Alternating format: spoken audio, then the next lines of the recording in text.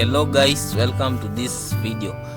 Today we are going to look at the realist approach to international law. So before we really start, I want us to mention one influential figure in the purview of realism, that is Thomas Hobbes. Thomas Hobbes said that life in the state of nature is short, nasty and brutish. So what is a state of nature?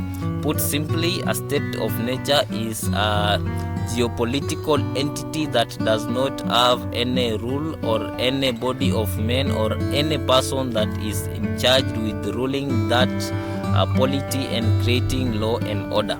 So let us now proceed from that background to look at the realist approach to international law.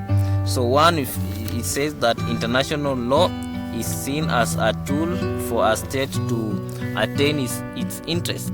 The realists see a state as very self-interested entity that only behaves to or acts in order to attain its interests, nothing else.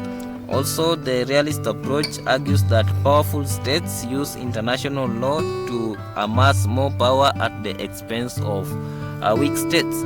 We find that the characteristics of man are finally or somehow transferred to states. Issues such as being egoistic find their ways to state behavior, so weak states are left to languish in poverty and hopelessness. According to this realist approach, we also find that the realist approach argues that state behavior is motivated by self-interest. What this means is that states act in order to attain some goods or what they want to really achieve, something that they plan to get. So finally, the realist approach argues that the absence of a central authority in international law make it somehow an international state of nature, because there is no central entity to enforce and maintain that kind of order.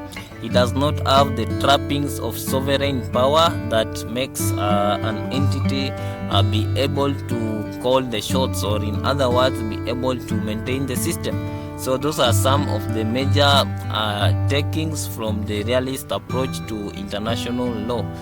Thank you for watching this video. Like, share and subscribe.